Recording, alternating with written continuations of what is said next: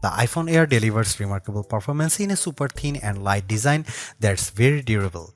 I especially like getting A19 Pro power in something this compact, but you have to make some trade-offs for the steep $1,000 price. You get only a single rear camera, which means no telephoto zoom, ultra-wide or macro shots.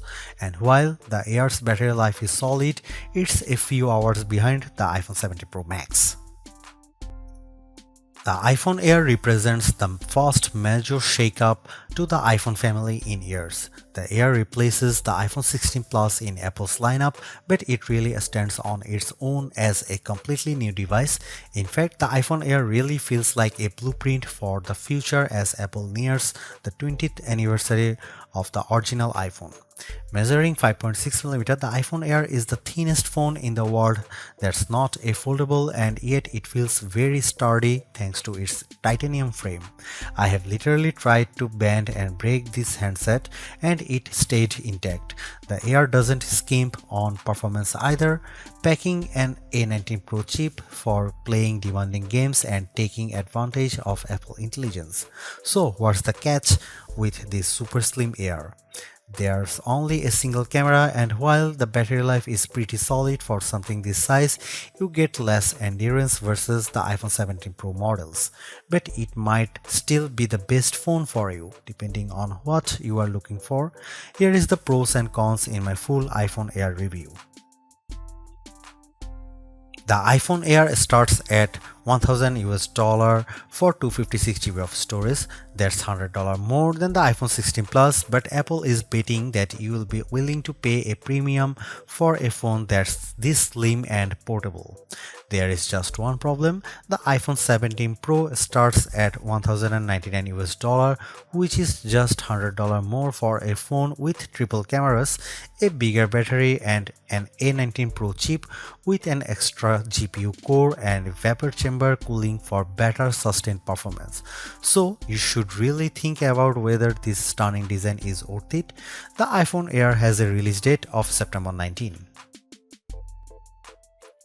The iPhone Air is so thin and light that you are worried for its safety when you see it from across the room, but you will feel reassured when you put it in your hands.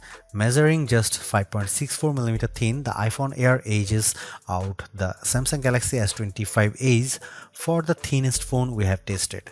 The Air is so thin, in fact, that you might forget it's in your front pocket. Well, the whole device isn't this thin. The plateau or camera bump runs across the top of the device and jutes out. At least it doesn't wobble on a table when you press down. Apple purposely crammed all the major components into this area to make room for a larger battery down below. The iPhone Air comes in sky blue, cloud white, light gold, and black. Frankly, the black color makes the design look cheap and not as thin. I preferred the sky blue model I tested, which does a better job of showing off the Air's thin profile. Some have complained that the titanium frame is too shiny, but I don't agree. If you are worried about the durability for a phone this thin, I think you can rest easy. I saw a demo that simulated a band with 130 pounds of force, and the iPhone Air shrugged it off. To further fortify the iPhone Air, Apple equipped the phone with a Ceramic Shield 2 display with 3x the scratch resistance of the previous technology and the Ceramic Shield back that's 4x more crack resistant than glass. It is worth noting that the iPhone Air has a single speaker integrated into the earpieces compared to dual speakers for the iPhone 17 and 17 Pro series. During my testing, the Air's speakers got plenty loud when listening to Apple Music, but it did sound tiny at max volume. Some have shared in our YouTube interview with Apple on the iPhone Air that they wish that this phone came in a mini size. I say there is no need, you get the best of both worlds with this device, a large 6.5-inch display in a very pocket-friendly size. And it's a pretty damn good ProMotion screen, 2 with a rated maximum outdoor brightness of 3000 nits, a 1 to 120 Hz refresh rate, and anti-reflection tech built in. Outdoors, I put the iPhone Air up against the Galaxy S25 Edge, playing the same Begonia trailer, and Emma's tone looked brighter, plus there was less glare. The iPhone Air didn't perform quite well as in our lab testing, covering less of the DCI-P3 color space and turning in a slightly worse Delta E accuracy score. The iPhone Air features a single 48 megapixel fusion camera with 2x optical quality zoom. No telephoto, no ultra-wide, but it is a pretty strong performer based on my testing. Just don't expect much more from the 10x digital zoom. The iPhone Air does bring some cool new camera features to the table that are also available on the iPhone 17, 17 Pro and 17 Pro Max. This includes an 18 megapixel center stage front camera that leverages a square sensor to let you shoot landscape selfies without having to flip the phone in your hand. Here are some camera samples of the new iPhone Air.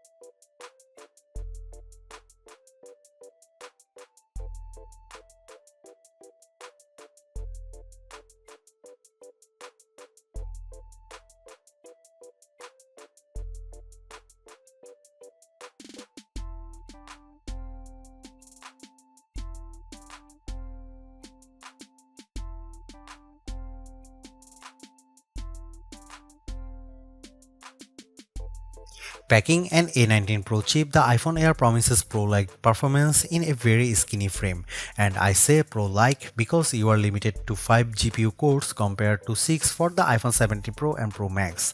I enjoyed smooth performance when playing Destiny Rising, double jumping and using my grenade launcher on multiple enemies while enjoying crisp graphics. I only noticed a drop frame here and there versus the iPhone 17 Pro Max. Speaking of twice, the iPhone Air having one less GPU core does impact benchmark scores. It reached 29.5 FPS in the demanding 3D Mark Solar Bay Unlimited graphics test compared to 46.6 FPS for the iPhone 17 Pro Max. The Galaxy S25 Edge also turned in a higher frame rate. On Geekbench, which measures overall performance, the iPhone Air beats the Galaxy S25 Edge and it finished our video transcoding test 20 seconds faster. How about sustained performance? To test that, we used the 3D Mark Wildlife Extreme Stress Test, which simulates gaming for about 20 minutes. We ran it once and recorded the result, then did a second run right after that to really stress test these phones. The iPhone Air performed quite well, with stability score that beat the Galaxy S25 Edge by a fair margin in both rounds. More surprisingly, the iPhone Air turned in cooler temperatures than the Pro Max when we measured the back of the phones using the laser thermometer in 5 locations and averaged the result, though the S25 Edge was even cooler. I am torn about the iPhone Air as its remarkable piece of engineering. This design is amazingly thin and light, and Apple deserves serious credit for making it so durable. It feels so strong, I don't think I would bother with a case. I also like how well the iPhone Air performs. No, it doesn't have the graphics might or sustained performance of the iPhone 17 Pro or Pro Max, but it's faster than the Galaxy S25 Edge and remains fairly cool under pressure, and it offers better sustained performance than Samsung's slim phone. However, I don't like the shoppers have to give up both an ultra-wide lens and telephoto zoom with the iPhone Air. At least Samsung gives you an ultra-wide camera that enables macro photography, but the iPhone Air's main 48 megapixel camera is very good overall. Apple left some other features on the cutting room floor as well, as such as fast charging and cinematic mode for video, so in sometimes the Air feels more like an iPhone Lite. Overall, I think the iPhone Air is worth buying for those who want a super slim phone that's very easy to carry, that doesn't sacrifice too much on performance, but you will have to live with some trade-offs if you want something this compact.